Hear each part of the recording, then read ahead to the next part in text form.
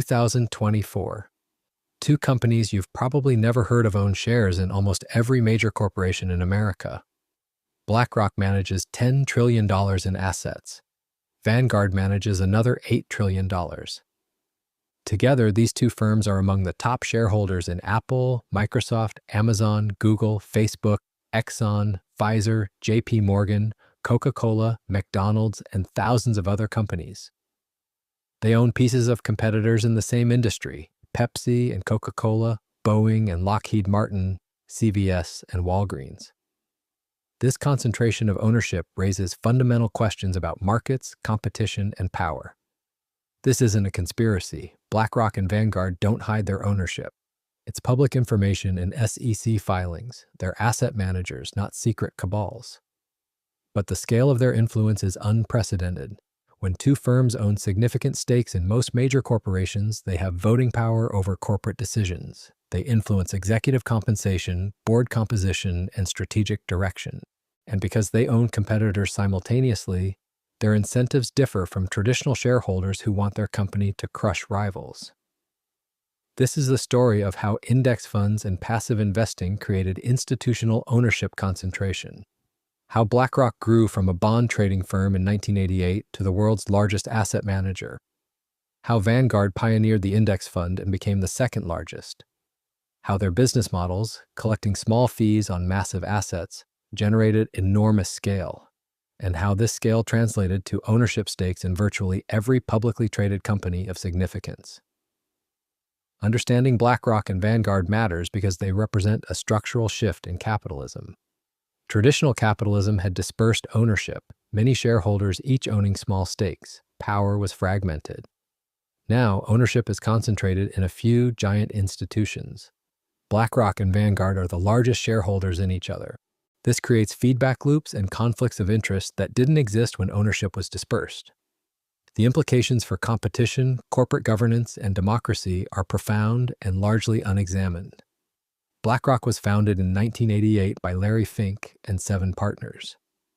The initial focus was fixed income, bond trading, and risk management.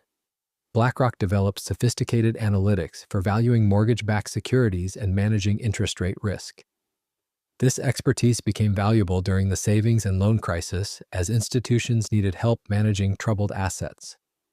BlackRock's reputation grew. The turning point was the 2008 financial crisis.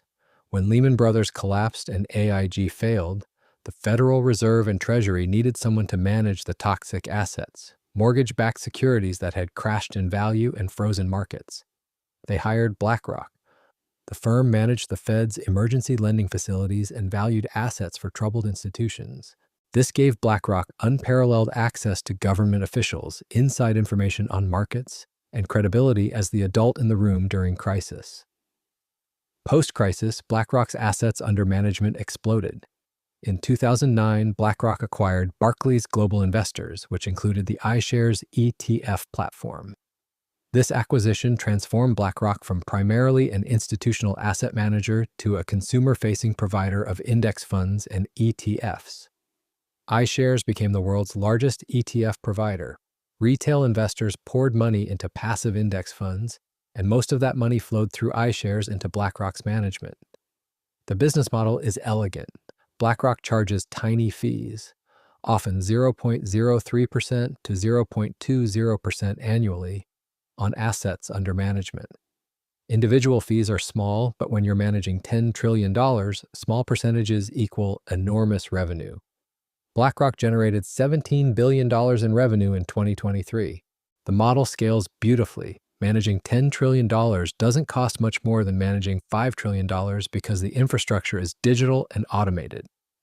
How index funds work mechanically is important to understand. When you invest $1,000 in an S&P 500 index fund through BlackRock, your money doesn't sit idle. BlackRock uses it to buy shares in all 500 companies in the index, proportional to their market capitalization.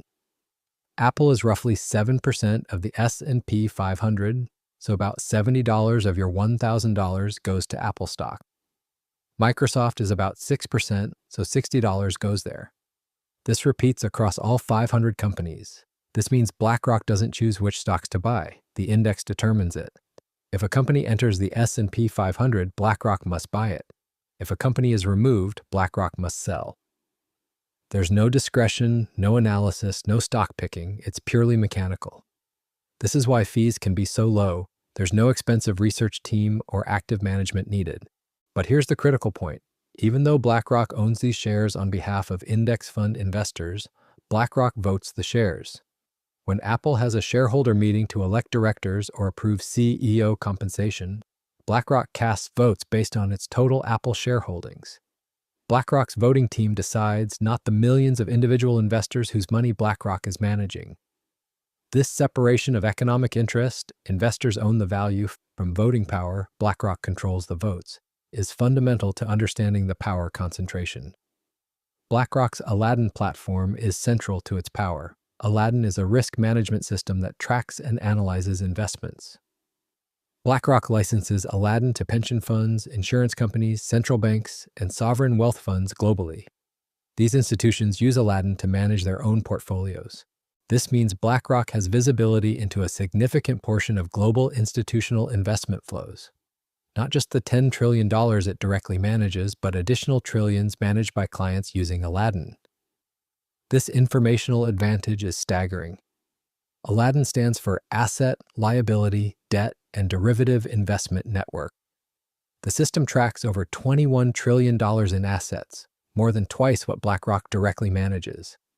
Think about what this means. When a sovereign wealth fund considers buying or selling a major position, they're analyzing it using BlackRock's system.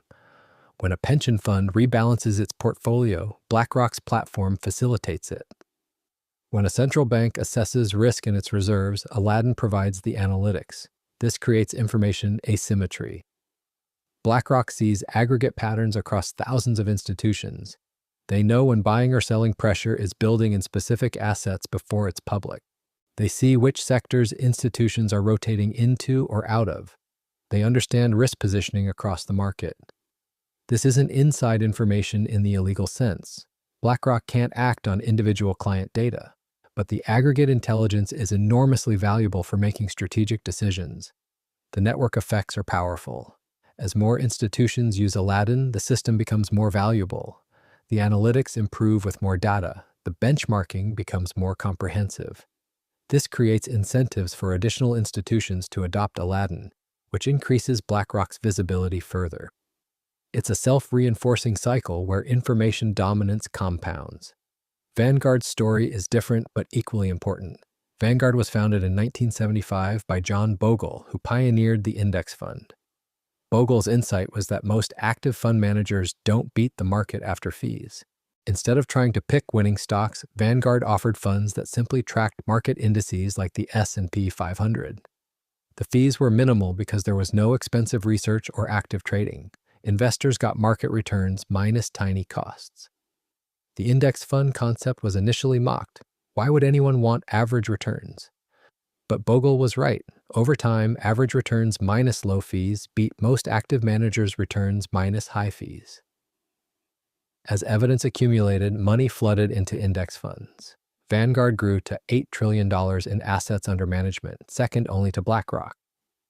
The two firms together manage roughly $18 trillion, more than the GDP of China.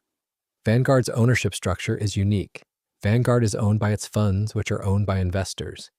This means Vanguard has no external shareholders demanding profits. The company can charge the lowest possible fees because it doesn't need to generate returns for owners. The investors are the owners.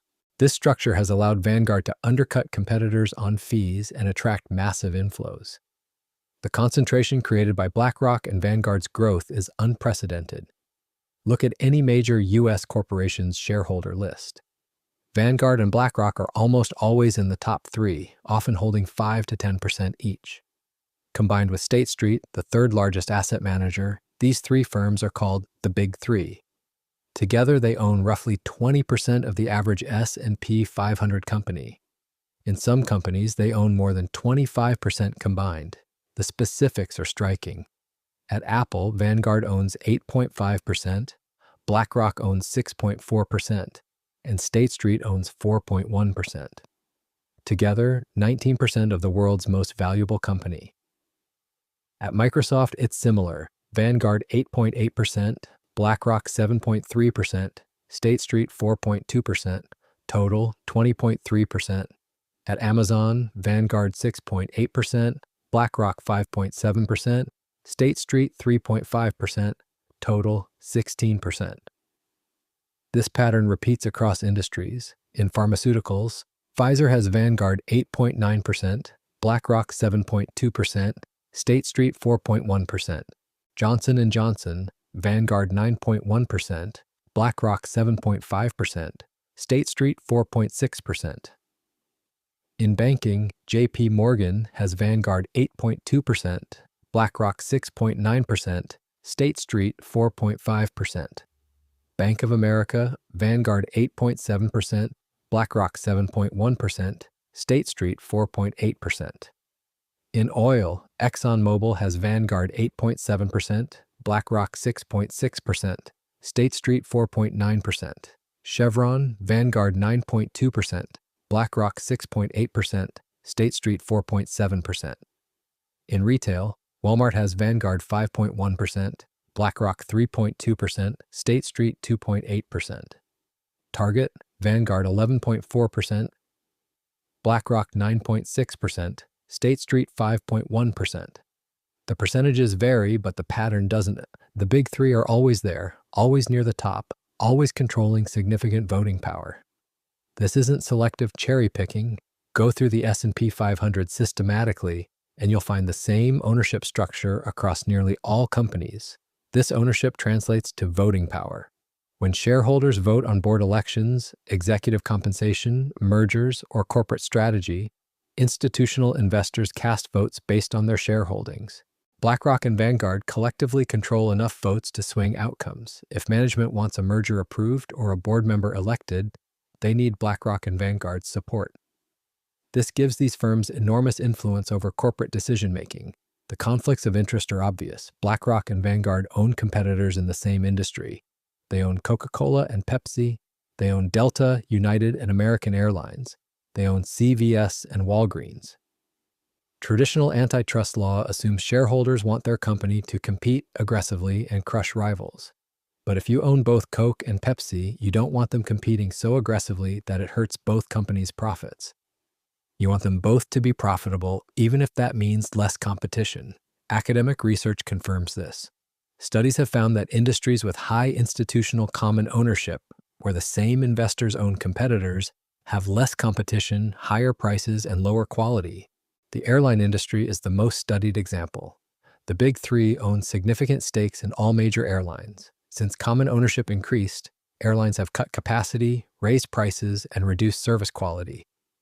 Profits soared. This is good for BlackRock and Vanguard, but bad for consumers. The banking industry shows similar patterns. BlackRock and Vanguard are major shareholders in JP Morgan, Bank of America, Wells Fargo, and Citigroup. Research suggests common ownership reduces competition for deposits. Banks offer lower interest rates to depositors because they don't need to compete as aggressively when shareholders prefer industry-wide profitability over individual bank market share gains. Pharmaceutical companies demonstrate the issue clearly. BlackRock and Vanguard own stakes in competing drug manufacturers.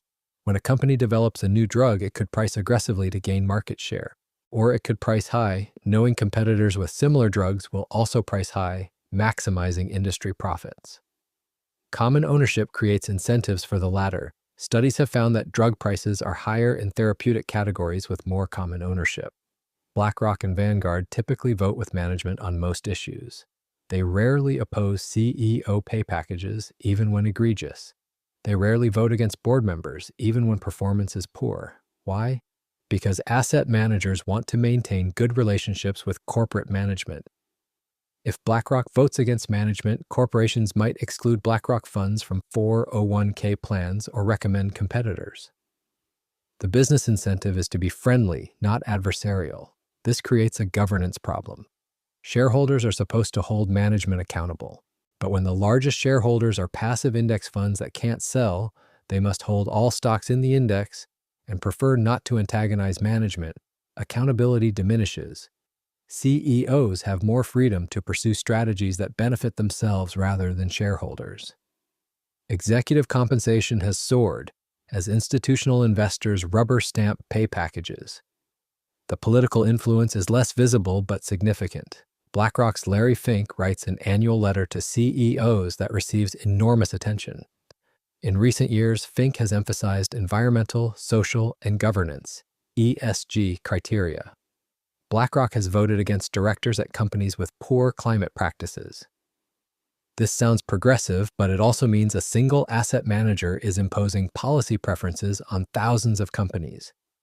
Whether you agree with ESG priorities or not, having one firm with such influence raises questions about accountability and democracy. BlackRock's government connections amplify its influence. Multiple BlackRock executives have rotated into government positions. Brian Dees, who ran BlackRock's Sustainable Investing division, became director of the National Economic Council under President Biden. Wally Adeyemo went from BlackRock to Deputy Treasury Secretary. The revolving door between BlackRock and government creates relationships and influence that benefit the firm. When government needs financial expertise, it calls BlackRock. The systemic risk implications are enormous. BlackRock and Vanguard are too big to fail. If either firm faced a crisis, operational failure, major fraud, catastrophic losses, the consequences would cascade through global markets. These firms hold trillions on behalf of pension funds, retirement accounts, and institutional investors. A BlackRock failure would devastate millions of retirees and destabilize markets worldwide. Yet there's minimal regulatory oversight specific to their systemic importance. The feedback loops are concerning. BlackRock and Vanguard are each other's largest shareholders. BlackRock owns shares in Vanguard's funds, and Vanguard owns shares in BlackRock. This creates circular ownership where the firms indirectly own pieces of each other. The conflicts and coordination possibilities are obvious but not well understood or regulated. Index fund growth continues accelerating. Passive investing now represents over 50% of U.S. stock market assets. The trend toward passive is global. As more money flows into index funds, more flows to BlackRock and Vanguard. This creates a self-reinforcing cycle. They get bigger, which makes them more dominant, which attracts more assets, which makes them bigger still. The alternatives are limited. Individual investors trying to match market returns have two choices: actively pick stocks and likely underperform after fees, or invest in index funds and accept concentration in BlackRock and Vanguard. Most choose index funds because the evidence supporting passive investing is overwhelming. But this individually rational choice creates collectively problematic concentration. Some propose breaking up BlackRock and Vanguard or limiting their ownership stakes. But the logistics are complex. These firms don't own assets for themselves. They own them on behalf of clients. Breaking up BlackRock doesn't change that millions of investors own shares through BlackRock funds. You'd have to restructure the entire index fund industry. Others suggest stricter voting rules, requiring index funds to vote in proportion to individual investor preferences rather than firm-wide policies. This would be technically challenging but might restore some accountability. Another proposal is limiting common ownership, preventing institutional investors from owning more than a certain percentage of competitors in concentrated industries. This would reduce conflicts but might force investors to deviate from market cap-weighted indexing. The European Union has started examining common ownership and its anti-competitive effects. U.S. regulators have been slower to act, though some academics and policymakers are raising concerns. The challenge is that index funds deliver real benefits: low costs, diversification, market returns, while creating structural problems that are less visible but potentially more damaging long-term. When the London gold pool closed in March 1968, there was no warning. Investors woke up, and the market was locked. No gold available, no conversion. Done. We created the 7-stage collapse survival guide so you never get trapped when the window closes. It shows you exactly when to move your wealth into assets that survive collapse. Before banks freeze, before governments confiscate, before inflation devours your savings. While you can still act, the philosophical question is whether concentrated ownership is compatible with competitive markets. If two firms own significant stakes in all major companies, markets aren't truly competitive even if laws prohibit explicit coordination. The ownership structure itself creates incentives toward cooperation rather than competition. This is a form of market power that antitrust law wasn't designed to address. The democratic implications extend beyond markets. Corporations influence politics through lobbying, campaign contributions, and public advocacy. When two firms have major stakes in most large corporations, they indirectly influence how corporate political power is deployed. Larry Fink's annual letters show this, one person directing thousands of companies to prioritize certain policies. This concentrates political influence in ways that bypass democratic processes. The information asymmetry is profound. BlackRock and Vanguard know more about corporate performance, market flows, and institutional positioning than anyone else. BlackRock's Aladdin platform gives it visibility into trillions in assets.